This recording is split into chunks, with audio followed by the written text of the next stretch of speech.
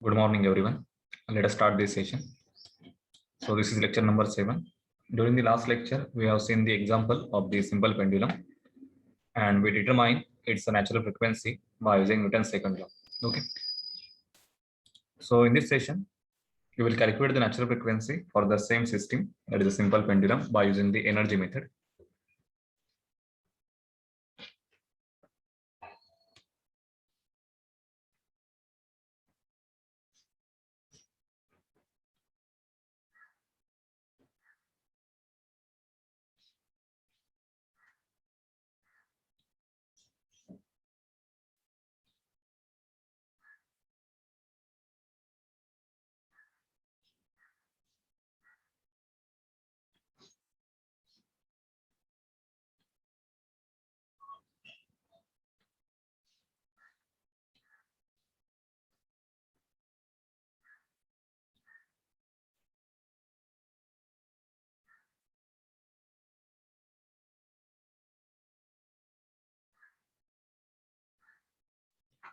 So consider this is the equilibrium or the mean position of the simple pendulum.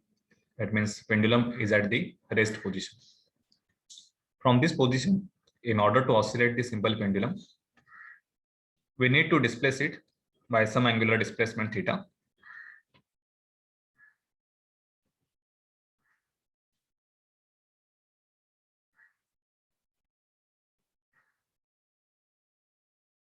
So this is the position of the simple pendulum when it is displaced by angle theta. Okay, so theta is extremely small, so sine theta is nearly equal to theta. So at this displaced position, the force acting on this pendulum, so it is the mg force. So here we will solve the or we will calculate the natural frequency by using the energy method.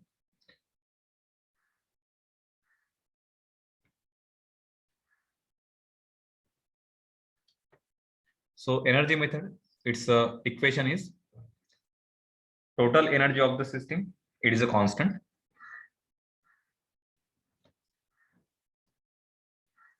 So total energy, it is the summation of kinetic energy total plus its potential energy. So it will remain constant during its vibration or oscillation. Okay. So this kinetic energy, it is associated only with the mass. So this bob, it is having the mass m. So its kinetic energy we can write. So kinetic energy total for the pendulum, this is equal to. So as this is rotational system, so for the rotational system, for linear system, we have the term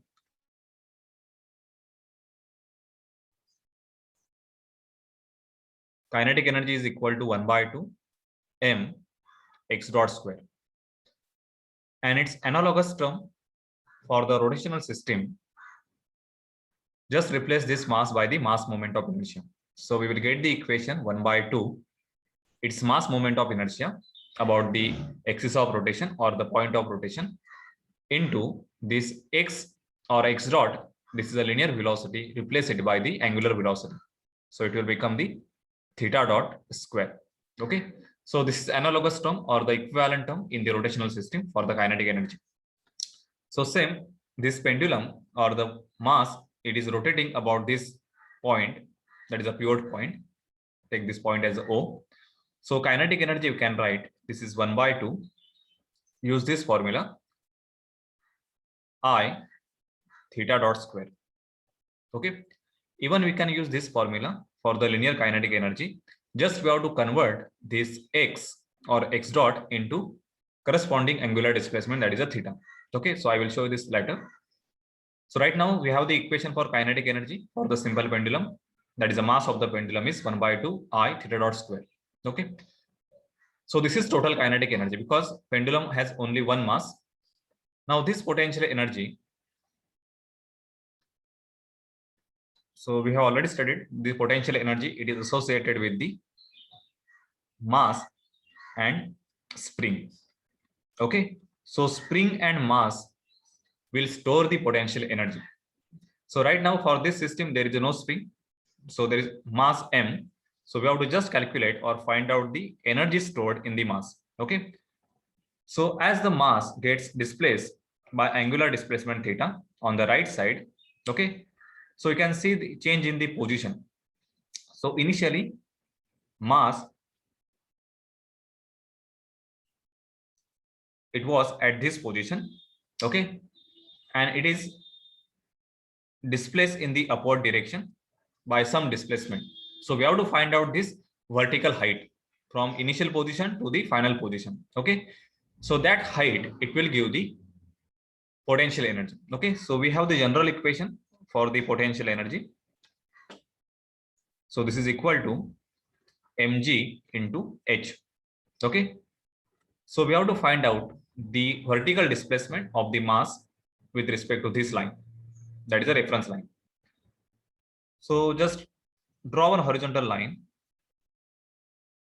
from this center, okay, at the displaced position. So this distance, it is nothing but the h value. So how to find out this h value? So for that, this is the length of the pendulum, okay, and this is also length of the pendulum at the equilibrium position. So we have to find out this length, okay, from the point, pivot point up to this line. So you can use the trigonometry. So you can consider this as a right angle triangle. Let us take this point as a M, okay, this is MO, and take this point as a N. So in the triangle MON, this will become the adjacent side, that is a OM.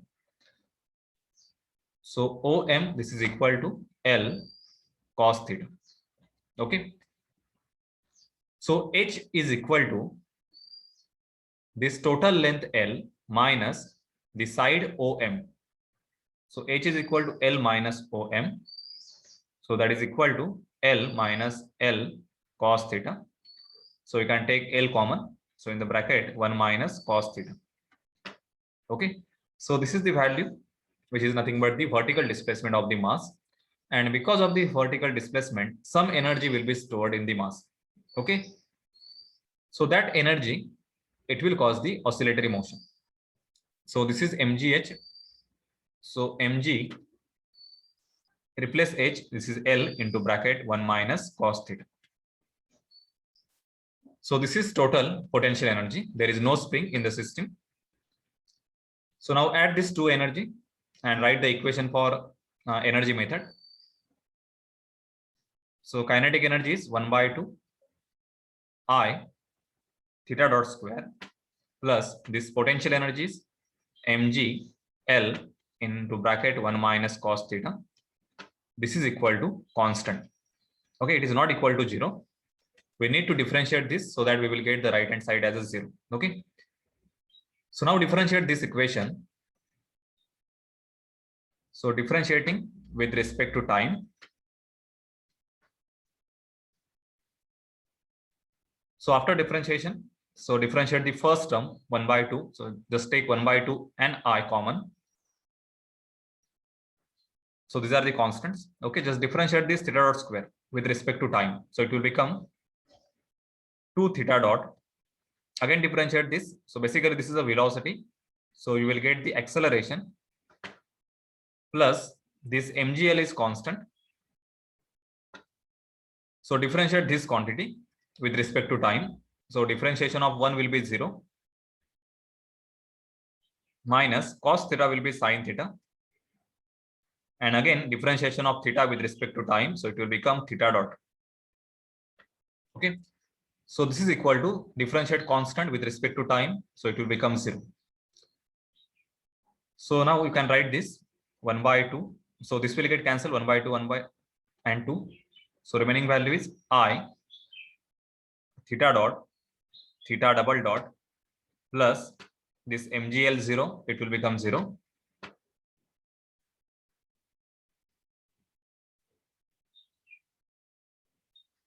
Sorry, this is cos theta minus sin theta. So minus minus, it will become plus. So this is mgl sine theta into theta dot. So this is 0. Okay.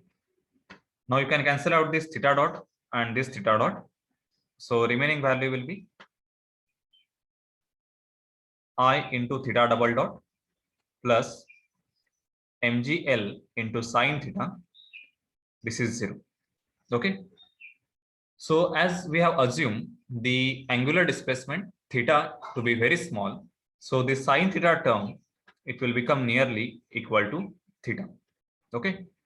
So you will get one equation, which is I theta double dot plus mg L into theta. This is equal to 0. Okay. So this will become the equation of motion for the simple pendulum. So we can refer the solution by using Newton's second law. You will get the same equation.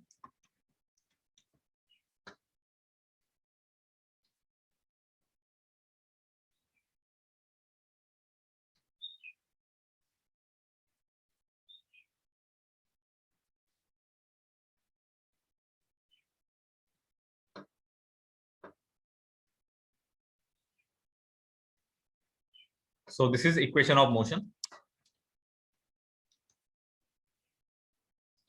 That is I theta double dot plus mg L theta into equal to 0. So you can rearrange this term. So theta double dot plus mg L upon mass moment of inertia into theta. So this is 0. Okay. Now this term, if you compare this equation with the equation of simple harmonic motion, so this is theta double dot plus omega square theta is equal to 0. Okay. So from this we can say omega square term, it is equal to mgl upon I. So this omega square is nothing but the natural frequency. So this is omega n square is equal to mgl upon I. And from this omega n is equal to square root. This is mgl upon I. Okay. And the mass moment of inertia for the simple pendulum. So this is I is equal to IO, that is about the point of pivot. Okay. So this is equal to m L square. Okay. Just put the value in this equation. So you will get the term. This is a mgl upon m L square. So that is equal to square root g upon n. Okay. And its unit will be rad per second. So this is how you can find out the natural frequency by using the energy method. Okay. You can use Newton's second law or you can use the energy method. But you should remember, if the given system is like a pendulum, then you have to use the Newton's second law. Okay. Because it is the easiest method to solve the problem on the natural frequency.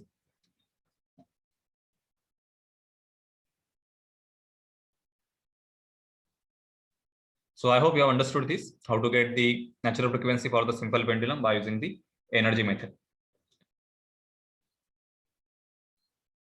So in the last lecture, I have given one homework problem. So we will try to complete this problem.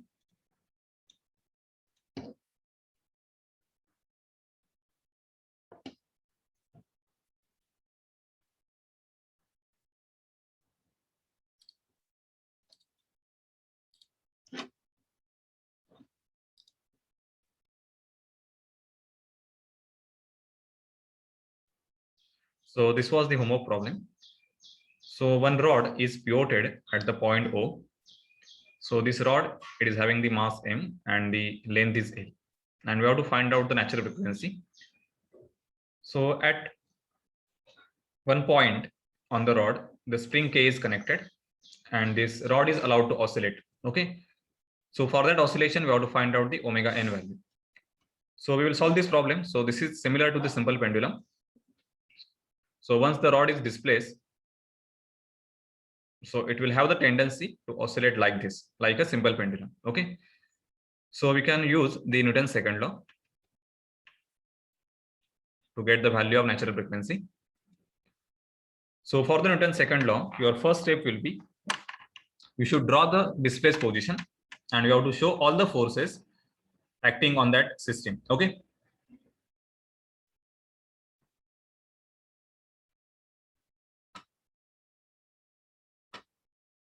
So this dotted line, it represents the mean position or the equilibrium position.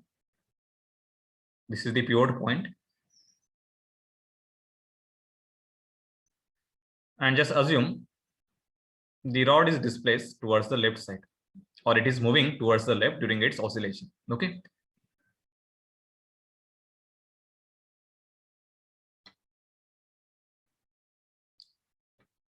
So this is the displaced position.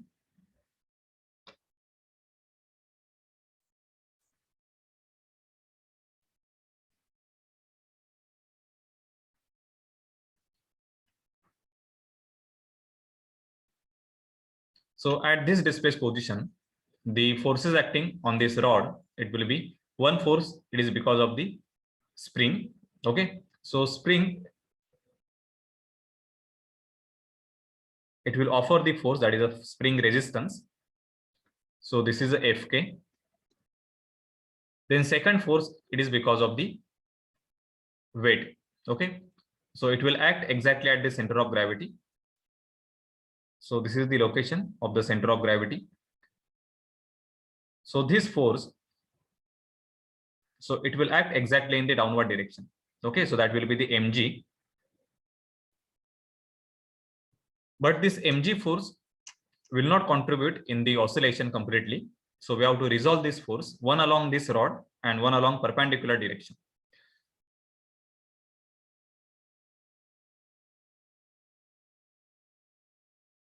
So this component is along the rod and this component is perpendicular to the rod. So this will be mg sine theta and this is cos theta.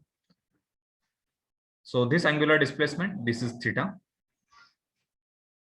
and therefore this component will be mg sine theta. Okay. Mg cos theta, it will not cause any oscillation. So only mg sine theta, it will cause the oscillation. Okay, so these are the two forces that are acting on this system or this rod. And next force will be the inertia. Okay, so inertia, so theta double dot, this will be the acceleration. Okay, we are considering the acceleration in the same direction of the theta. Okay, so this theta double dot, it is in the anti-clockwise direction. So we will take the inertia component. This is I theta double dot. So basically this is the inertia torque. Okay, as this is a rotational system. So we have assumed the inertia torque in the same direction. Now use the Newton's second law. So Newton's second law for the rotational system.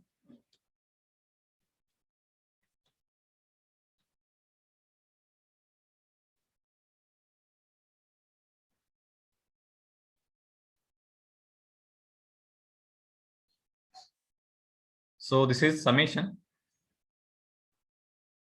T is equal to I alpha. Okay. So summation of torque means what? It is the external torque. So for the external torque, we have to find out the torque created about this pivot point by all the external forces. So one Fk and second is the mg sine theta. Okay. And this I alpha, this is called as the inertia torque.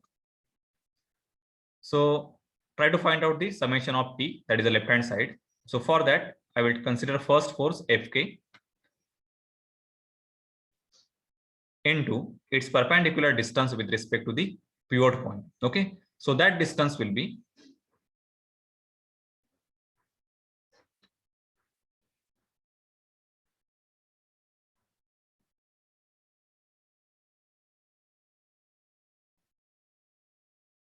so this is the distance which is perpendicular. Okay, so this is Fk and this length, we have to find out this distance from this point up to this point.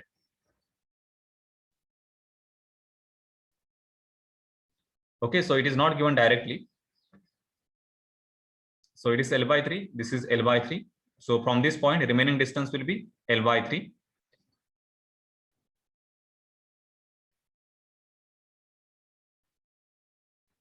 So this is L by 3.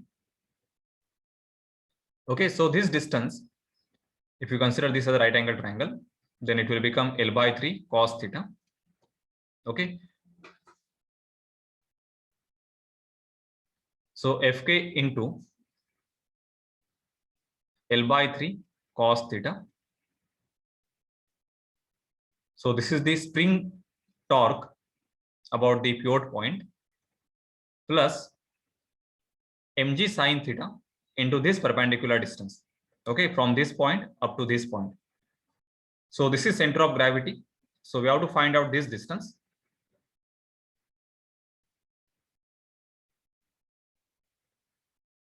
So this distance will be, total will be L by 2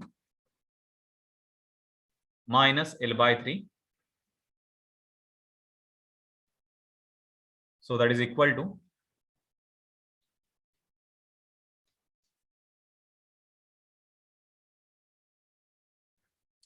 so this is L by 6.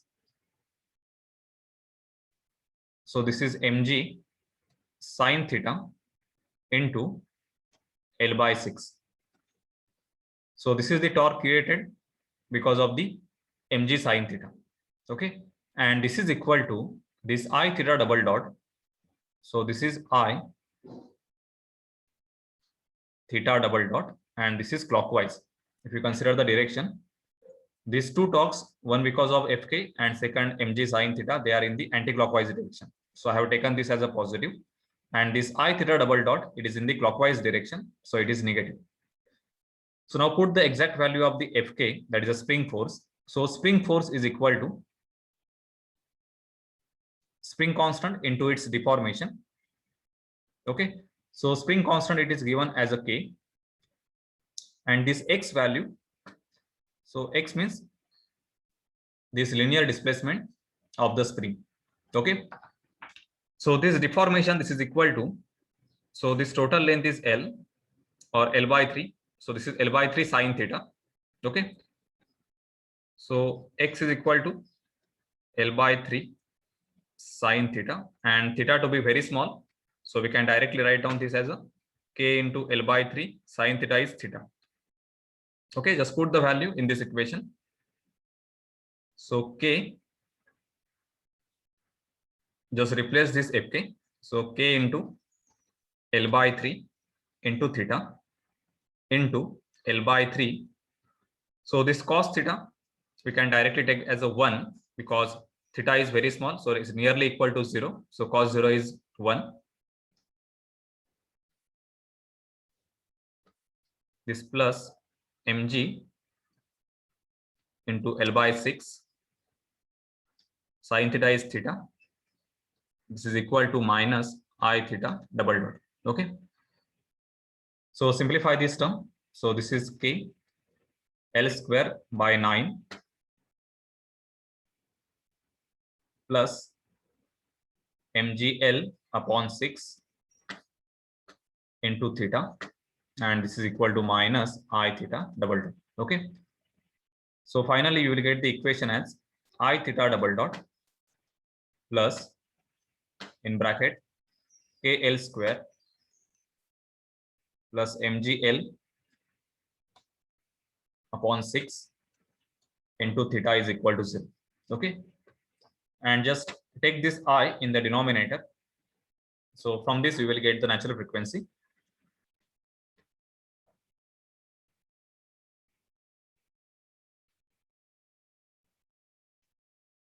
So natural frequency omega n, this is equal to, this is KL square by 9 plus this mgl upon 6 divided by its moment of inertia. Okay, now here if you want to put the exact value of the moment of inertia I, then you have to use the parallel axis theorem.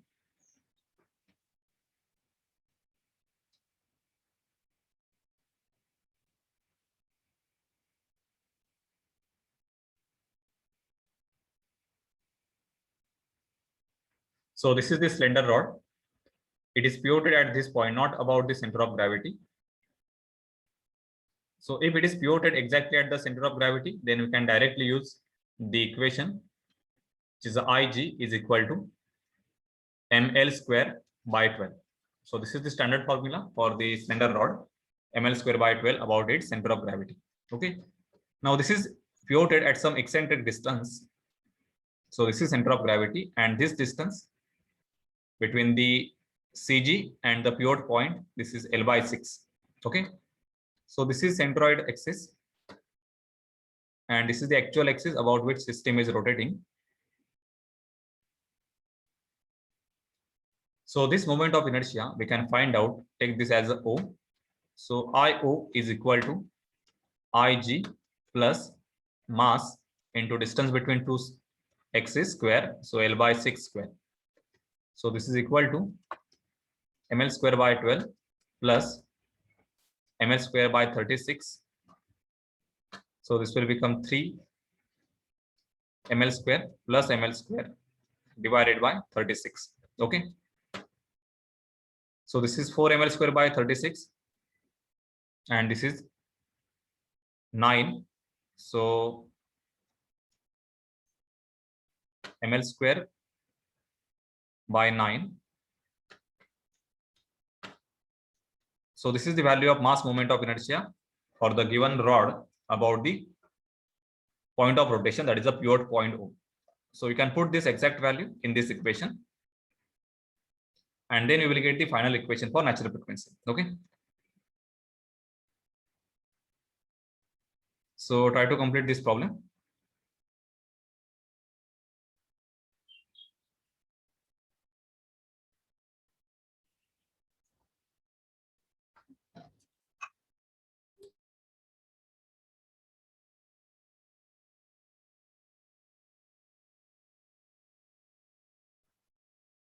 Okay, so we will solve more problem on the Newton's second law and on the energy method. So before that, let us see how to convert the multi-spring into a single spring.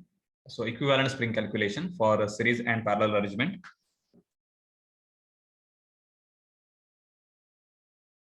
So how to find out equivalent spring for the series arrangement?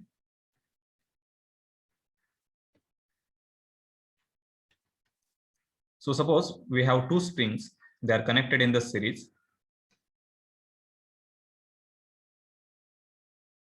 So let us take this as a K1 and the second spring, which is a K2. Okay. And we have connected one mass, that is a M. So we want to convert this system into equivalent system having the one spring.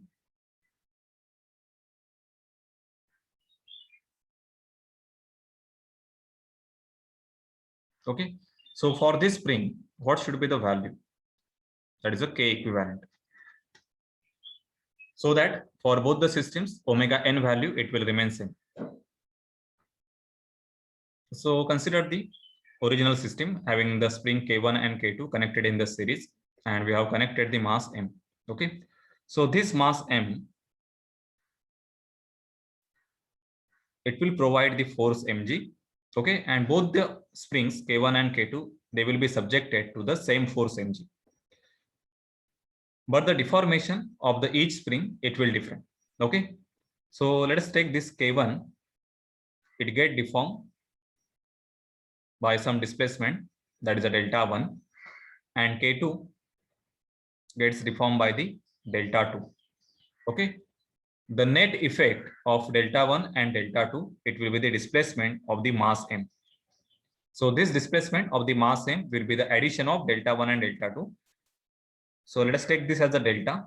This is equal to delta 1 plus delta 2. Okay, this is a total displacement of the mass m. So we can write the equation delta is equal to delta 1 plus delta 2.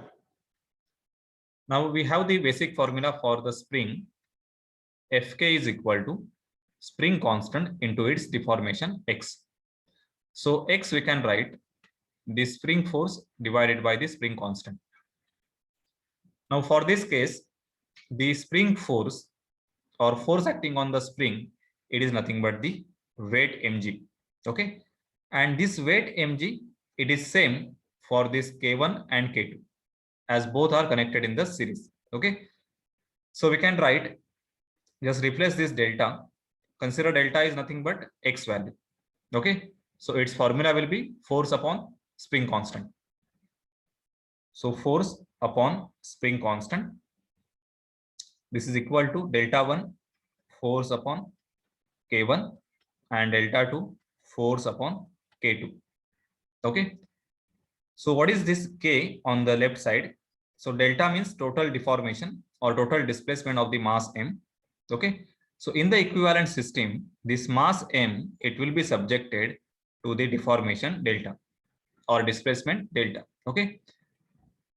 So here, F value, it is nothing but the weight mg. So just put the value mg upon K, that is a K equivalent.